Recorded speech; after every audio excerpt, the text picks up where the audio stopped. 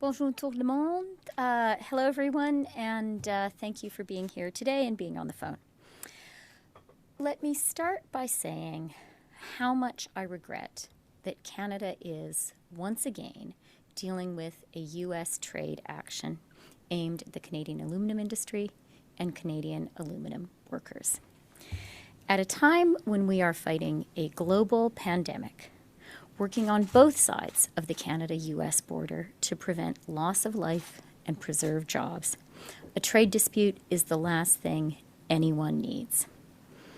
It will only hurt the economic recovery on both sides of the border. However, this is what the U.S. administration has chosen to do. Notre position sur les tarifs annoncés hier n'est pas différente de celle que nous avons adoptée en juin 2018, la dernière fois que les Américains ont imposé les tarifs injustifiés. Les tarifs américains sont inutiles, injustifiés et inacceptables. Ils devraient être levés. Permettez-moi d'être clair. L'aluminium canadien ne présente aucune menace à la sécurité nationale des États-Unis. Cette notion démure la justification des Américains pour ces tarifs et elle est absurde. Au contraire, l'industrie américaine, y compris l'industrie de défense américaine, a besoin de notre aluminium. Depuis maintenant des décennies, le Canada est un fournisseur fiable d'aluminium pour les fabricants américains de produits à valeur ajoutée. Canada's position on tariffs today is exactly what it was in June 2018, when the last round of unwarranted U.S. 232 tariffs was imposed. These tariffs are unnecessary, unwarranted, and entirely unacceptable. They should not be imposed. Let me be clear. Canadian aluminum is in no way a threat to U.S. national security, which remains the ostensible reason for these tariffs. And that is a ludicrous notion.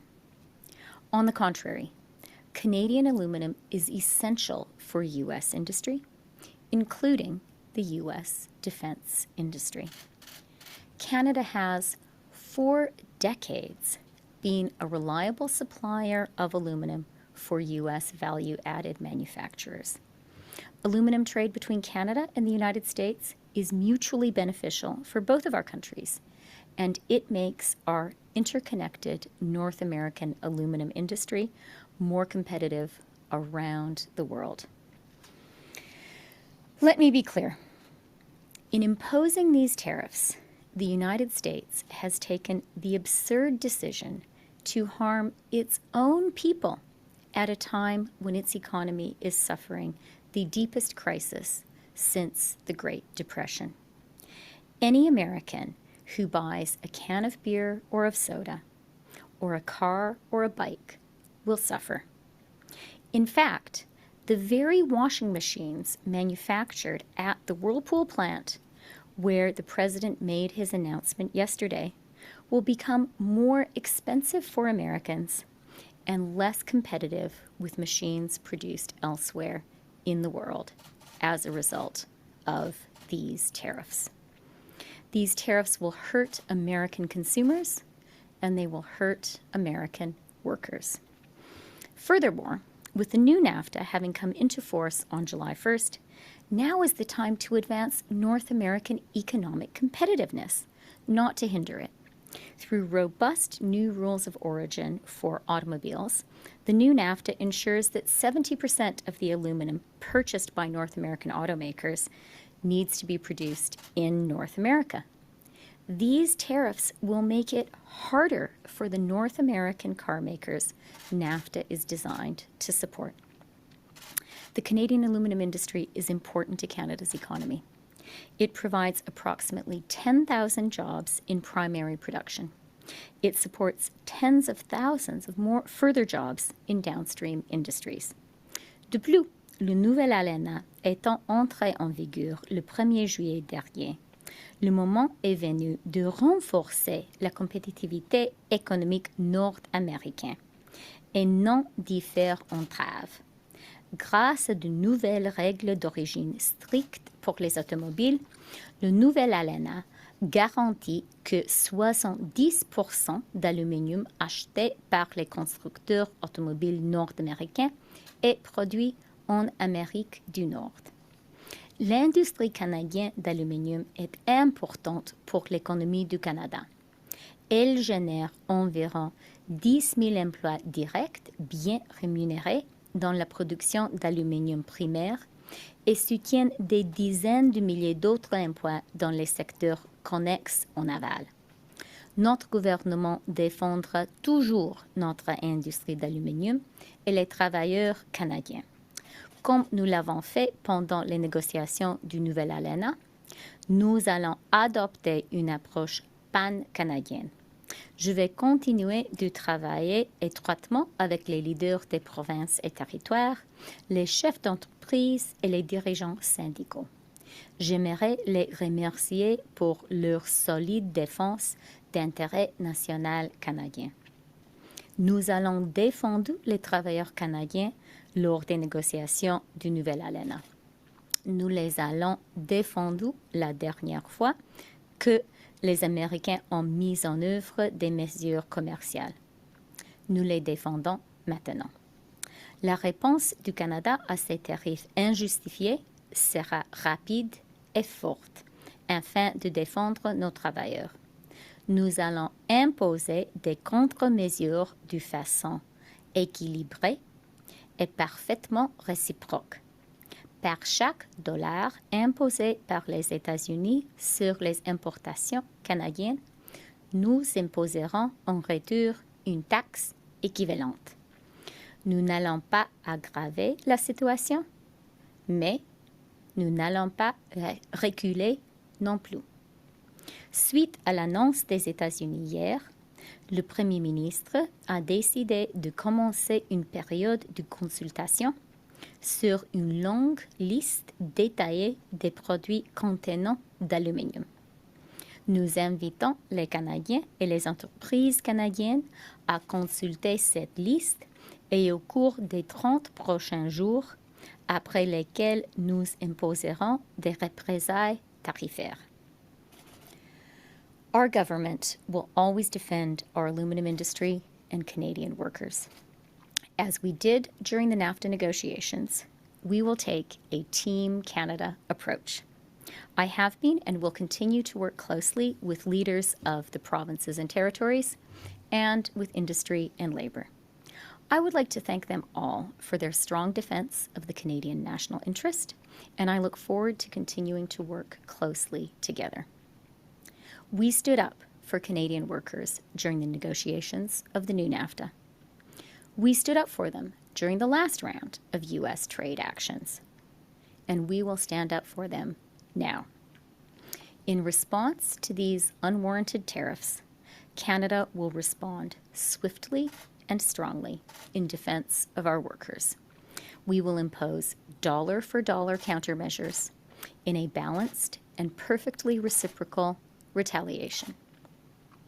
We will not escalate, and we will not back down. Following yesterday's announcement by the United States, the Prime Minister has decided to launch consultations on a broad and extensive list of aluminum-containing products. We invite Canadians and Canadian businesses to participate in these consultations over the next 30 days, after which we will impose retaliatory tariffs. And now I'm happy to take your questions. Je peux maintenant répondre à vos questions. Merci. Thank you. Merci. Please press star 1 at this time if you have a question. S'il vous plaît, appuyez sur étoile 1 maintenant pour poser une question. There will be a brief pause while the participants register for questions. Il y aura un cours délai pour permettre de vous enregistrer dans la file d'attente pour la période de questions. Thank you for your patience. Merci de patienter. The first question, la première question, is from David Lundgren from Reuters Canada. Please go ahead. Your line is open. Votre ligne est ouverte. Yes, thank you for doing this. Deputy PM, is there a value that you wish to extract from the states when it comes to these tariffs? Is there a dollar figure we can attach to it?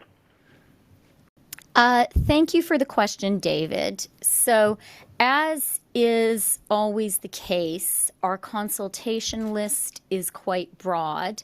That's because this is a real consultation, and we are really looking over the next 30 days for input from Canadians, from Canadian businesses, as to the potential impact on Canada of the imposition of these tariffs.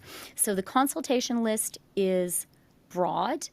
The final tariffs that we impose will be, as I said, perfectly reciprocal, dollar for dollar, and the total amount will be $3.6 billion. Sorry, just to make sure, American or Canadian? Canadian. Billion. Canadian. 3.3, yeah? We're in Canada. Sorry, 3.3 or 3.6? 3.6, David.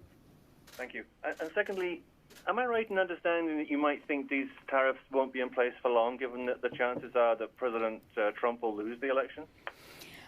David, my hope is that the U.S. tariffs have not yet come into force. The coming into force date is August 16th. And I think the very best outcome would be for the U.S. to reconsider and choose not to impose these tariffs in the first place. As I said, what is so paradoxical about all of this is that the U.S. tariffs on Canadian aluminum exports to the U.S. will, in the first instance, hurt Americans themselves. And I am confident, as we were last time around, that ultimately common sense will prevail. I just hope that happens sooner rather than later. Thank you. Merci. La prochaine question, the next question is from Émilie Bergeron, agence QMI. Please go ahead, your line is open. Votre ligne est ouverte. Oui, bonjour, Madame Freeland. Plusieurs personnes ont soutenu que M. Trump est très électoraliste dans sa décision d'imposer des tarifs encore, de réimposer des tarifs à l'aluminium. Partagez-vous cette opinion que c'est une décision électoraliste? Merci pour la question, Émilie. Je dois dire que c'est une question pour le côté américain. OK, merci. Et pour revenir sur la question des contre-mesures, donc si j'ai bien compris, il y a une période tampon de 30 jours. Donc les Américains ont 30 jours pour changer d'idée. Par contre, la dernière fois, ça a duré quand même longtemps. Ils ont mis à exécution leurs menaces et les Canadiens ont eu des répercussions, les consommateurs canadiens. À quoi peuvent s'attendre les consommateurs canadiens aujourd'hui? Qu'est-ce que vous leur dites? Quel sera le prix à payer? Merci encore une fois pour la question. Et c'est exactement la raison pour laquelle on a une période de consultation de 30 jours. C'est pour donner les consommateurs, les entreprises canadiennes une opportunité de avoir une conversation avec le gouvernement, de nous informer quelles peuvent être les conséquences de nos tarifs de représailles. Parce que notre but, notre cible, c'est d'éviter les conséquences pour notre économie, mais en même temps, et je pense que les Canadiens et Canadiennes sont d'accord avec moi, c'est très important de réagir et d'avoir une réaction réciproque et une réaction forte. Et c'est ce que le Canada va faire. Merci, Amélie. Thank you. Merci. La prochaine question, the next question is from Mercedes Stevenson, Global News. Please go ahead, your line is open. Votre ligne est ouverte.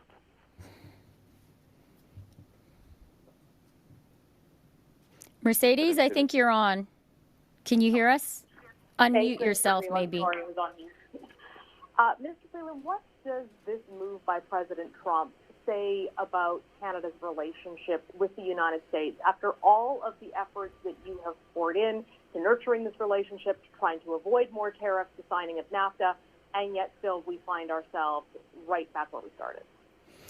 You know, Mercedes, I think what this announcement yesterday says is that this U.S. administration is the most protectionist administration in U.S. history. We have known that for a long time. Canada has worked hard in the face of very protectionist policies from the U.S. to preserve our country's privileged access to the U.S. market. The reality, though, is this is a protectionist administration. And I think the important point for Canadians to understand, and above all for Americans to understand, is that the first casualties, the first victims of these tariffs will be Americans themselves. That's what's so unfortunate about all of this. And Deputy Prime Minister Freeland, how far are you willing to go in terms of retaliation if the Americans continue to escalate? What Canada's policy will be what it has been throughout the term of this government, which is that we do not escalate and we do not back down. Our retaliatory tariffs will be reciprocal, balanced, dollar for dollar, and that's going to be our policy throughout. Thank you. Merci. La prochaine question, the next question is from Jordan Press, the Canadian Press. Please go ahead. Your line is open. Votre ligne est ouverte. Good morning, Deputy Prime Minister. I wanted to just ask you, beyond the countermeasures, and you talked about a Team Canada approach, so beyond the countermeasures, what are you doing to convince the Trump administration to change course, but as well to make sure that, as I believe Premier Doug Ford said this morning, that steel tariffs don't come next as well? So let me just start with the Team Canada point. And I'm glad to hear you mention Premier Ford because I spoke to him this morning. I also spoke to Premier Horgan and I spoke to Pierre Fitzgibbon from Quebec. And I really want to thank all of the leaders of the provinces and territories with whom we have been in very, very close contact on this issue for months. And I'd like to thank Canada's aluminum industry leaders and Canada's trade unions. We have been working very, very closely together, and we will continue to do so. In terms of the U.S., we are going to continue talking. I spoke to Ambassador Lighthizer several times yesterday, and we are going to continue that dialogue. I really believe, though, at the end of the day, our most powerful argument is economic logic and the facts. And the facts really are that these tariffs hurt the Americans more than anyone else. Take the Whirlpool plant where the announcement was made yesterday. These tariffs are going to hurt that plant in three ways. First of all, the washing machines made there will become more expensive because they use aluminum, and imposing tariffs on Canadian aluminum will increase the price of aluminum in the United States. Second of all, the people who work there, if they want to buy a washing machine or any product in the U.S. that contains aluminum, those products will become more expensive. And then finally, when you look at our retaliation list, we've included a broad range of aluminum-containing products, including washing machines. And just to be clear then, so at this point, when it comes to steel, you're not expecting tariffs on steel at this point, or is that something that we should be prepared for? Jordan, that is a question for the U.S. administration. My policy with this U.S. administration is hope for the best, prepare for the worst. I am very confident that the trade in steel between Canada and the U.S. is balanced, reciprocal, and mutually beneficial. And I really hope and believe Americans, American politicians, American business, American consumers all understand that too. Thank you. Merci. La prochaine question, the next question is from Laurence Martin, Radio-Canada. Please go ahead, your line is open. Votre ligne est ouverte. Oui, bonjour Madame Freeland. Je voulais savoir les tarifs qu'on voit aujourd'hui là, imposés par les Américains. Est-ce que c'est la pointe de l'iceberg? Est-ce que vous vous attendez à ce qu'il y ait d'autres tarifs qui s'en viennent? Merci pour la question, Laurence. Et encore une fois, ce n'est pas une question pour moi, c'est une question pour l'administration américaine. Mais je peux dire que jusqu'à ce moment-là, l'enjeu qu'on a discuté pour quelques mois, c'est l'aluminium et pas tout l'aluminium canadien, une catégorie précise contre laquelle les tarifs une imposition des tarifs était annoncée hier par les Américains. Puis juste une deuxième question par rapport à un commentaire qui a été fait par le président du syndicat des travailleurs de l'aluminium d'Alma ce matin. Il a dit en entrevue, je crois que l'industrie de l'aluminium canadienne a joué avec le feu en envoyant trop d'aluminium brut, donc non transformé, vers les États-Unis durant la COVID. Est-ce que vous partagez le point de vue du syndicat? Non. Je dois dire que notre gouvernement et moi personnellement, j'appuie fortement l'industrie canadienne d'aluminium. C'est une industrie très forte, très compétitive et je suis très fière de notre industrie. Thank you. Merci. La prochaine question, the next question is from Kevin Gallagher, CTV National News. Please go ahead, your line is open. Votre ligne est ouverte. Thank you for taking our questions, Deputy Prime Minister. You mentioned that you had conversations with Ambassador Lighthizer leading up to this. Did you get any sense about the motivation here? You have made your case from an economic standpoint, but yesterday President Trump said that Ambassador Lighthizer thought that these tariffs were a good idea. Did you get that sense from your counterpart in the United States? You know what, Kevin? I am going to leave it to the Americans to make their own case and explain their own motivations. I'm paid in Canadian dollars. I speak for Canada. Okay. I have another retaliatory question, but this has to do with China. Today, another Canadian has been sentenced to death within the Chinese legal system. That's the second day in a row, fourth since 2018. Is there any concern that this is a retaliatory effect to the ongoing diplomatic dispute centered around the Meng Wanzhou arrest? Thank you for that very important question. And let me say this. Canada opposes the death penalty. We oppose it clearly and always everywhere around the world. We believe it is a cruel and inhumane punishment, and we make that clear to all of our interlocutors everywhere. We have made that clear in our conversations with China, and we will continue to do so. Thank you. Merci. La prochaine question, the next question is from Paul Vieira, Wall Street Journal. Please go ahead, your line is open. Votre ligne est ouverte.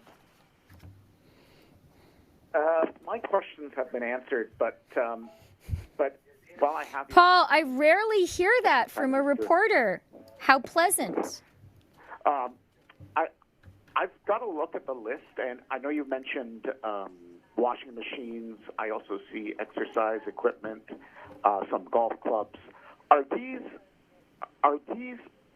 products made in regions or parts of the United States where several senior and prominent GOP lawmakers reside? In other words, are you following the same sort of strategy as you did in 2018 when the tariffs first arrived?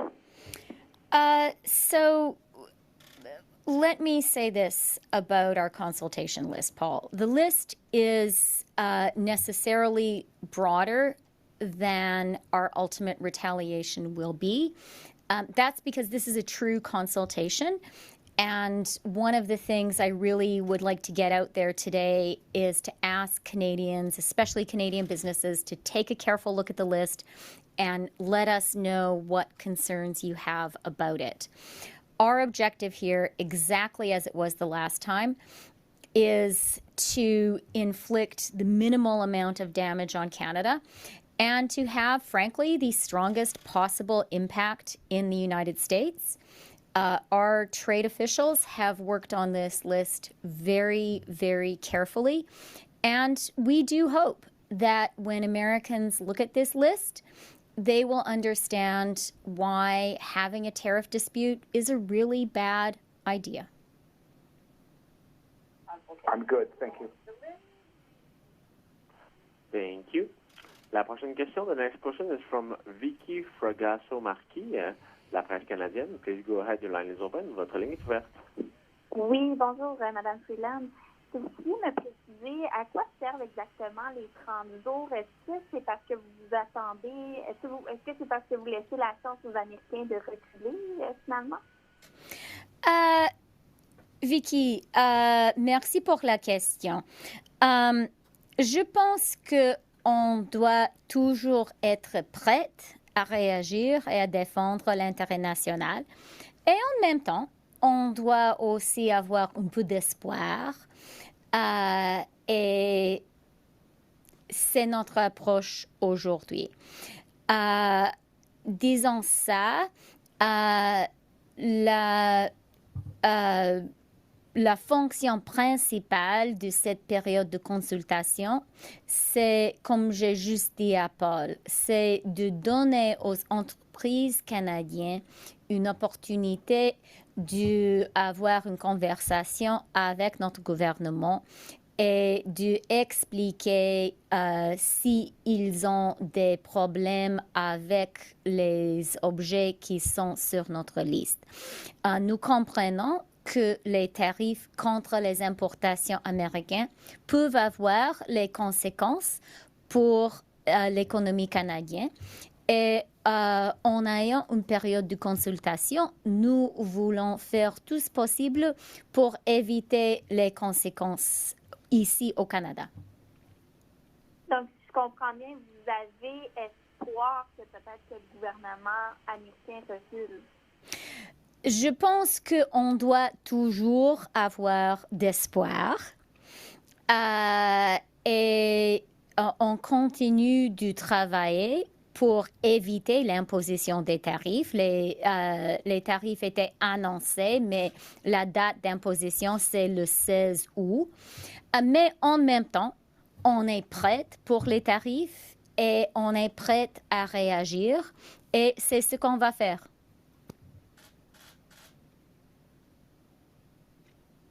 Thank you. Merci. La prochaine question. The next question is from Tom Perry, CBC News. Please go ahead. Your line is open. Votre ligne est ouverte. Hello, Deputy Prime Minister. My question is on a different topic. I'd like to get your response to the fact that Rideau Hall spent more than $250,000 to address privacy concerns raised by Governor General Julie Payette. Do you think that that's an appropriate use of taxpayer dollars? Look, Tom, that is a question for Rideau Hall. But you have spoken about taxpayer dollars, and I think that's appropriate to ask. And I do think that all of us who have the privilege of serving Canadians have to really be mindful that when we spend money, we are spending the money of Canadians. And we have to be very, very thoughtful about that, very careful about that. And I think Canadian journalists and Canadians absolutely have the right to look carefully at how we spend Canadians' money. I'd like to follow up then and ask you that, should Canadians have confidence in this Governor General? Does your government have confidence in her? And if you could explain why or why not. You know very well, Tom, the important constitutional role that the Governor General plays in Canada. And I believe that having that role has served our country very, very well over time. And I think Canadians have a great respect for the office of the Governor General, and I have that respect as well. But for this Governor General? As I said, I think Canadians understand and appreciate the way our system of government, our constitutional system works. The Governor General, the office of the Governor General plays a very important role in that system. And I think, like the overwhelming majority of Canadians, I have a great deal of respect for that office and for that role. Thank you. Merci. The last question is from Stephen Chase, the Globe and Mail. Please go ahead. Your line is open. Votre ligne est ouverte. Deputy Prime Minister Steve Chase here. Most of my questions have been answered, but can I just go back to the steel question? I just want to make sure we understand what you're saying. Mr. Ford told reporters this morning that he understands the Americans are going to impose tariffs on Canadian steel next. Can you tell us, should we plan for that in Canada? Should we be planning for this action? So I do want to start by saying how grateful I am to Premier Ford for his close collaboration. I spoke to him this morning, and I would even say how grateful I am for his friendship. We work very closely with all the premiers, very much including the province of Ontario. When it comes to the specific discussions we have been having with the United States, as I think Canadians are well aware, there has been a discussion from the U.S. side for some time very specifically about the possibility of imposing tariffs on aluminum. We have a lot of other trade issues where we don't see perfectly eye to eye in every conversation with the Americans, and indeed with all of our trading partners.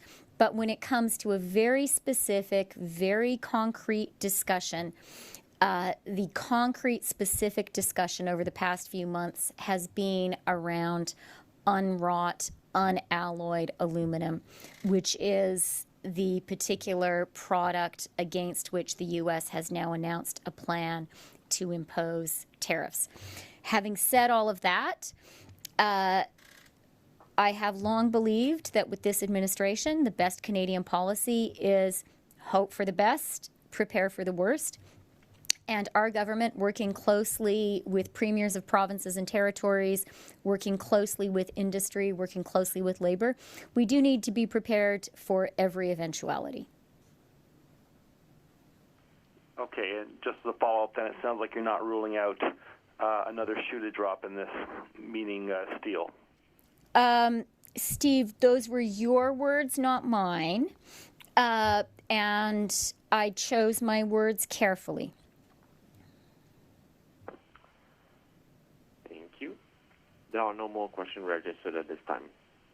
Okay, well, let me just say to all the reporters, thank you very much for your questions, and to the people here who have made this sort of socially distanced press conference possible, thank you all very much as well. Merci beaucoup tout le monde.